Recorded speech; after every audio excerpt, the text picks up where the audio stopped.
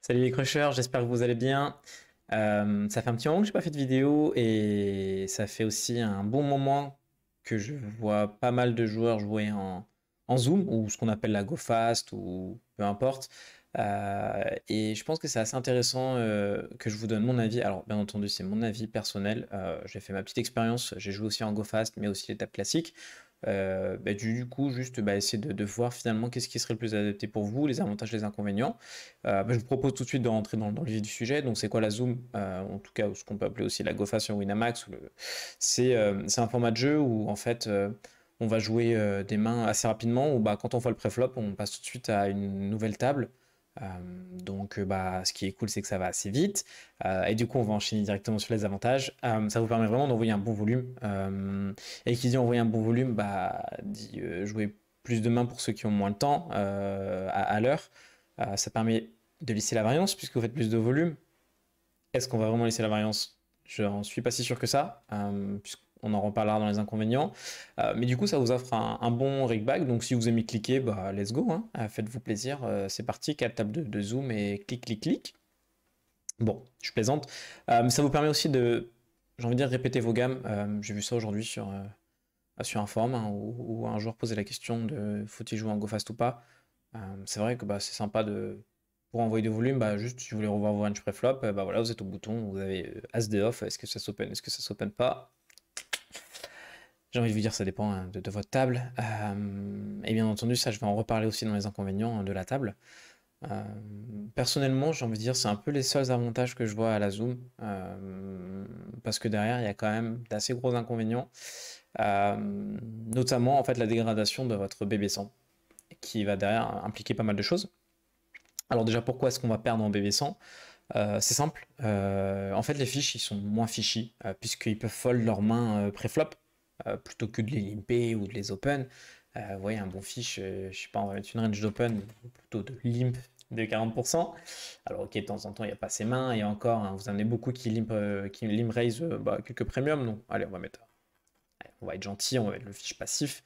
En général, sur vos tables classiques, les mecs, ils ont des ranges bon, qui ressemble un peu à ça. Des fois, en fonction du VPIP, PFR, bref, ça peut assez vite monter. Les mains suitées, c'est très sexy, donc bon, on les met. En go fast, les mecs qui sont UTG, en fait, ils savent que il y a des trash qu'il faut pas open. Bon, alors ils vont les limp, vous allez ISO, et les mecs, ils voient que leur main est trash, ils fold, quoi. Au lieu de les call et d'aller jouer des mains, parce qu'en fait, ils sont un peu moins impatients que lorsqu'ils jouent une seule table classique. Et du coup, tout de suite, on passe d'une range de 50%, on va dire à peu près. C'est un chiffre un peu au pif, hein, je vous cache pas, à quelque chose plutôt comme peut-être 30%, avec quelques ASICs parce qu'ils aiment bien les ASICs. Mesure des mains off, elles dégagent. Bon, de temps en temps, il y en a, allez, ils aiment bien les connecteurs suités, les paires. Allez, c'est pas mal, en vrai, je suis gentil. Mais bon, il y a quelques trash comme ça là, qui disparaissent. Donc, tout de suite, vos fiches, ils ont des mains un peu moins éclatées dans leur range. Si vous allez pouvoir moins les ISO, vous allez notamment pas pouvoir les jouer en position. Et ça, c'est hyper important. Vous n'allez pas pouvoir créer des petites dynamiques avec eux, voir des spots qui reviennent assez souvent avec eux, prendre vos notes, aller au showdown, utiliser des petites lanes créatives. Donc, forcément, hein, votre bébé son, il est diminué, puisque, je le répète encore une fois, au poker, on fait l'argent sur les joueurs moins bons. Je suis désolé, mais c'est comme ça, c'est la vie, hein. C'est pas en battlant contre Ray que vous allez print. Bon, maintenant, si vous, aujourd'hui, votre plaisir, c'est de jouer GTO coup contre des règles, allez-y, hein. Je veux dire, rien ne vous en empêche. Mais en tout cas, avoir ce BB 100 qui diminue, forcément, vous avez augmenté la variance. Je veux dire, c'est naturel. On va faire un coup de prime dope. Euh, Juste, hein, 5000 mains. Imaginons vous êtes gagnant sur l'étape classique à 6 BB 100. Bon, déjà, vous connaissez la variance, hein, on voit à quoi ça ressemble. Moi, je peux simuler plein de fois. Bon, bref, on arrive à finalement une probabilité de perte de déjà une fois sur 3. Donc, je veux dire, c'est juste déjà énorme. Je vous fais un petit rappel sur la variance, pardon. Je vais rester à 5000 et on va passer à 3 BB 100. Par exemple, imaginons que vous perdez un moitié de votre win rate, on passe à 40%. Imaginez que vous perdez vraiment beaucoup en win rate, voilà, on est quasiment à 50. Vous lancez en fait une pièce. Bon, du coup, évidemment, on fait plus de mains en, En hold-up, alors le ratio, je ne saurais pas trop vous dire, ça dépend de votre capacité à jouer à différentes tables. Mais du coup, imaginons que si sur les tables classiques, vous faites du 6 BB 100 sur 10 000 mains, bah voilà, votre probabilité est à 27% d'être break-even ou être perdant. Et bah disons que l'équivalent en go fast, c'est de jouer, je sais pas, vous jouez 6 tables. 6 tables, c'est quoi? C'est 2 tables de go fast à peu près. Euh, Allez, 8 tables, comme ça je vous mets 3 tables de go fast. Tac, tac, tac. J'essaie de faire un petit calcul. Bon, allez. Imaginez que vous faites vraiment beaucoup plus de mains, mais du coup à 3 BB 100, bah vous allez swinguer, hein. En fait, vous faites plus de mains, mais vous avez plus de probabilité d'être perdant. Bah, parce que votre BB 100, il est juste complètement éclaté, quoi. Et je sais pas s'il est divisé par deux. Franchement, je n'ai pas d'idée. Peut-être que ça peut être intéressant, hein, que je fasse une expérience, un petit challenge en go fast versus table normale. Et encore, bah, du coup, j'irai jouer en micro limite. Et bon, bah, aujourd'hui, les micro limite, je les connais bien. Donc, a priori, ça va pas être du 3 BB 100. Je devrais plutôt bien m'en sortir. Surtout que je connais plus ou moins les exploits à faire sur les règles.